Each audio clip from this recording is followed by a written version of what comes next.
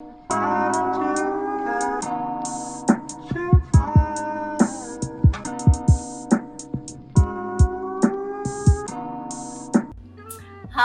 everyone, it's Janet from another planet. I'm here for cooking, cutting up, and keeping it real, and celebrating that Lisa was able to do a video today for us, just taking a few baby steps in the right direction and treating us to her being back in the kitchen.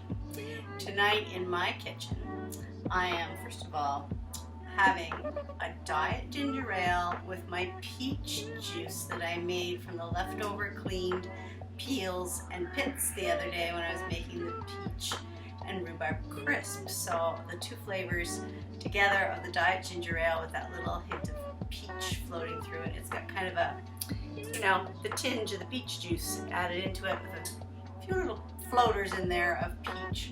So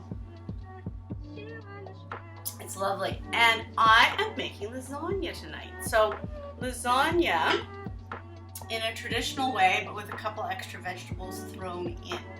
So I have made already the tomato layer that's going to go in between the noodles and some other ingredients. So I'm going to tip the camera down and talk about what I did to get that ready. So here we go. In my frying pan right here, I had put some olive oil, a small onion diced up, and I only put one clove of garlic, but you could put a couple. I put green pepper, mushrooms, and then I had about a pound of lean ground beef that I had bought on sale, and I did all that in olive oil to get that ready. And then I added a large can of tomato paste. You can add some fresh tomatoes, you could add a little tomato sauce in order to get that so that it's workable for the layers of your lasagna when you put it together, because with the paste alone I find it's just a little bit too pasty. Now in this bowl I'm getting ready another layer. So I've got 2 eggs in here, and I'm putting in a container of cottage cheese. So here we go. And that whisked together is going to be one of my layers with some vegetables that I'm going to put in with it. So set that back there, grab the whisk. In my hamburger mixture, I put the Italian type spices. I have salt and pepper in there, but I put some oregano and thyme, and you could use all of them. You could go into the sage, the rosemary, whatever you want to throw in, whichever ones you like, however many herbs you want it to have in it. So that's all there is to that, to getting those eggs. I should have broken them up first and then put the cottage cheese in, but it all worked out the same in the end. So that's ready, and now it's a matter of how I'm going to do the layers.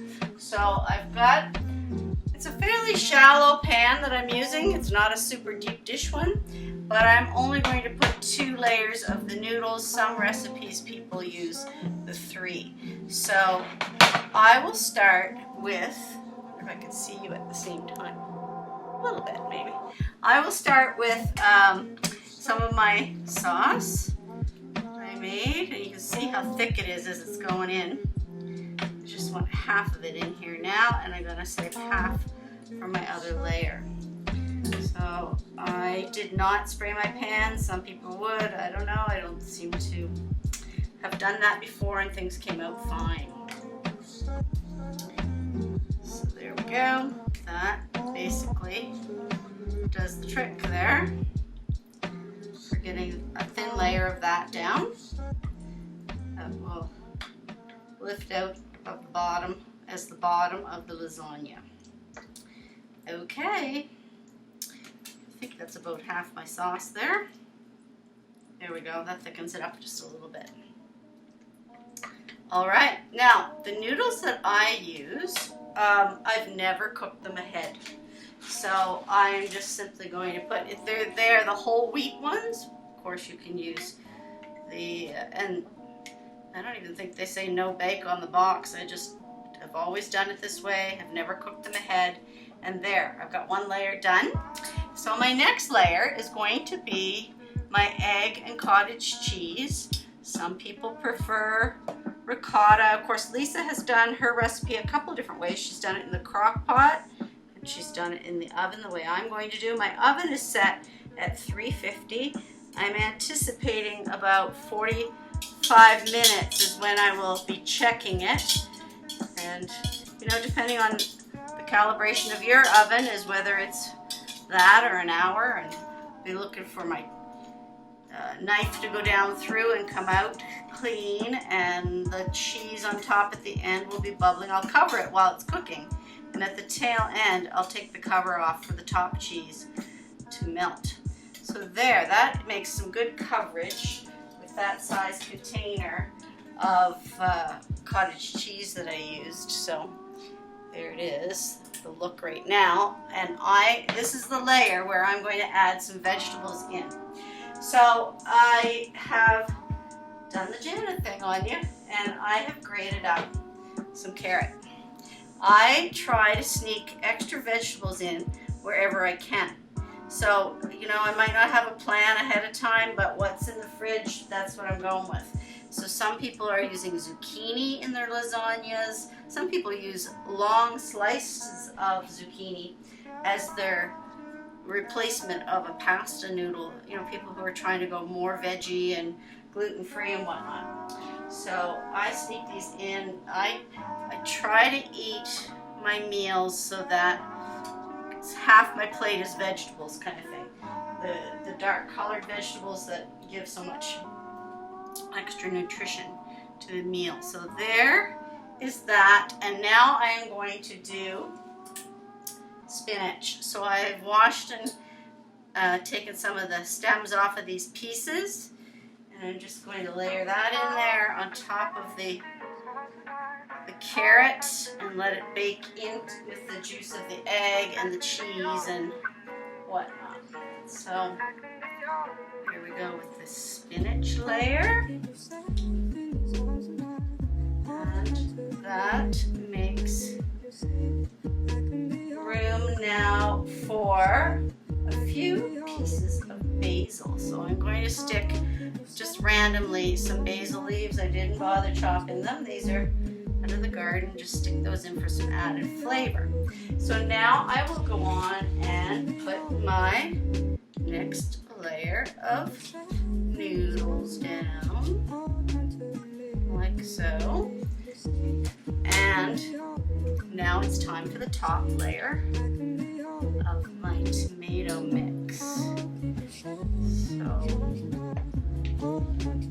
this is smelling really yummy, especially with those Italian seasonings added in, and using that larger can of tomato paste and then sort of liquefying it up a bit with the tomato sauce, or real tomatoes or canned tomatoes. It gives me the ability to get some coverage for the area that I want this to spread over. There we go. I do have a bigger lasagna pan, and when I use that, it takes a couple more of the pasta noodles. This is a good size. Not normally wanting a hot dish in the middle of the summer, but sometimes I just feel like it's time for something more hearty.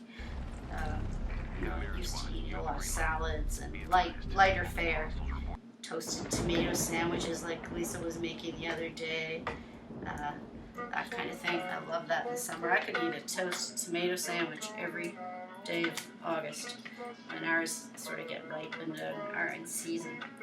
All right, so there's my coverage of that layer, and the last layer will be the cheese. I happened to pick up like a Tex-Mex, which is a mozzarella, a cheddar, and a Monterey Jack mixture, because that's what was on sale. And I will layer that all over the top of this meat so that it melts down into the meat. Of course, the liquidy kind of ingredients are on either side of the noodles to help them cook. So that's why I've layered in the order that I have, so that there will be some moisture there for those noodles to cook in the oven. So there we go. And just using whatever I think it takes to get that covered. And yeah, that's gonna be fine. Now my trick, because I do put the aluminum foil over the top while it bakes at first and then just take it off at the very end for the last melting and bubbling of the cheese, my trick is always to take some toothpicks and have those be what holds the tin foil up from the cheese. Keeps a little layer of air in between. Here we go. And now I will decorate with a couple of the basil leaves in the middle and bring that in closer for you to see. There it is. And I will put the tin foil over and have that be ready for the oven.